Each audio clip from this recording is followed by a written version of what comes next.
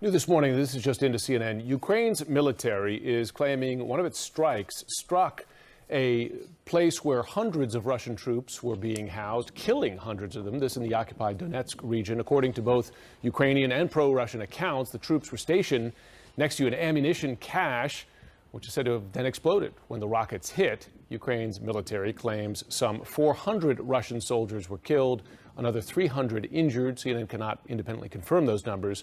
The Russians put the death toll at 63. Here with me now, CNN military analyst, retired Major General James Spider Marks. General, Happy New Year to you. Thanks for joining us this morning. Happy New Year, Jim. Thank you.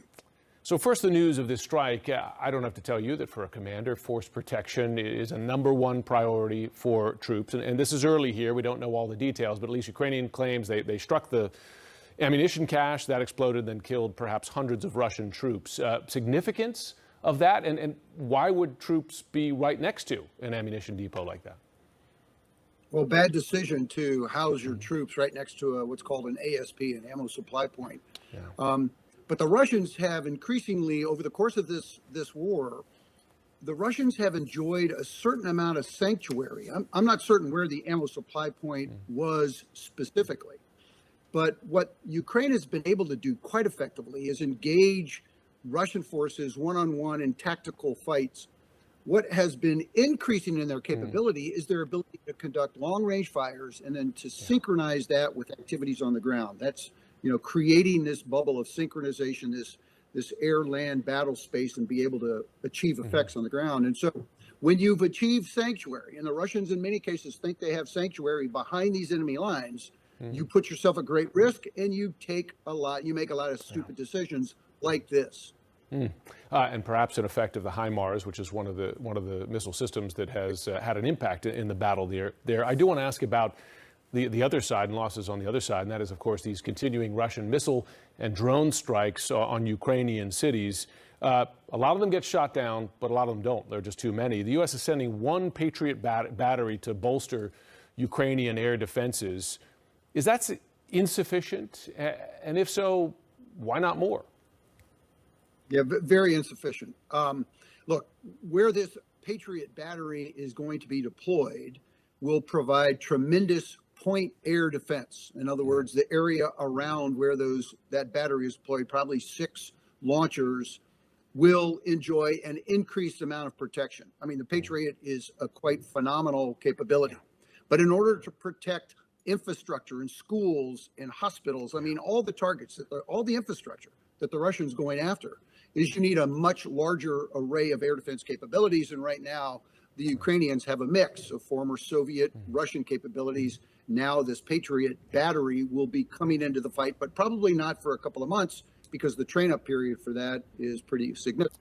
This is a step in the right direction, but it's insufficient to your question. Sure, and we should acknowledge it's the biggest country in Europe, right? I mean, it's a lot of territory to defend from these relentless strikes. Before we go, we've heard Ukrainian officials publicly warning about the potential for a big Russian offensive in the new year. U.S. sources I've spoken to have said they doubt Russia has, frankly, the forces or the capability to do so. What do you expect? Yeah, they don't. Look, I think the Russians have a certain level of self-awareness, right? They've been getting their butts kicked, and they realize that. And so when they engage with the Ukrainians, they have zero result. So I think what Russia would like to be able to do is have Belarusian forces come down directly south toward Kyiv, and at the same time move forces up to the Donbass and try to, connect these two and try to conduct some type of synchronization. But they lack the ability. The Russian military has demonstrated that it's incompetent, it's leaderless. The leaders that they do have are immoral, they're criminals, and so they don't have the capability to do that. But there is certainly, the law of large numbers. They've got the capability to conducting these artillery attacks and these drone attacks, but I don't see a large maneuver operation on the part of the Russians. They just can't do it. Punishing the civilian population where they can't gain on the ground. Major General Spider Marks, thanks so much. Turning now to Russia's war on Ukraine and a third straight day of attacks targeting civilian and critical infrastructure. Authorities in Kyiv are urging residents to reduce their electricity use amid emergency power cuts. The Ukrainian military says it shot down dozens of Iranian-made drones overnight. It comes days after Russia launched a blistering wave of deadly missile and drone attacks on New Year's Eve in what Kyiv is calling an intimidation tactic. CNN's Ben Weidman joins us live from the Ukrainian capital. Ben, a suggestion from Kyiv that this is, as much as about the fact that they're not winning on the ground as the attacks on the sky.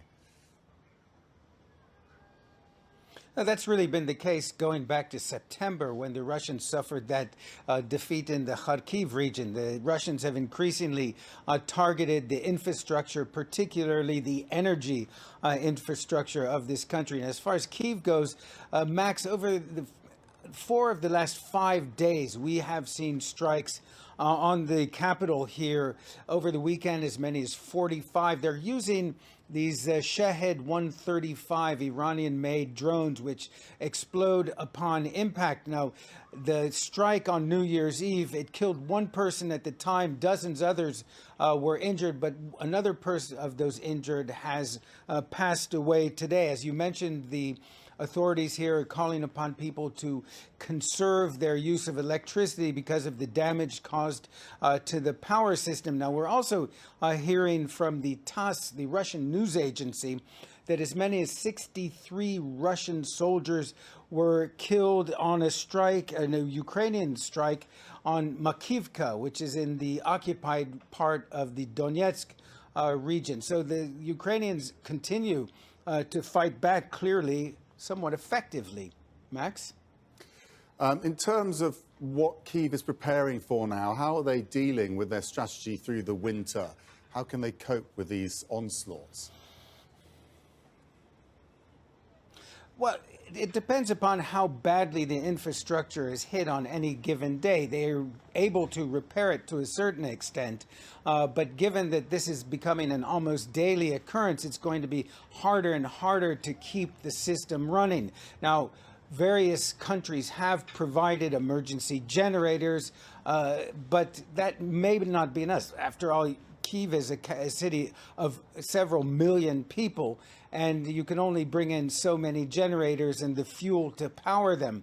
So they're doing the best they can under the circumstances, but if this Russian onslaught continues at some point, it may simply overwhelm the authorities' ability to keep the system going. Max? Okay, Ben Weidman, thank you for joining us from Kyiv.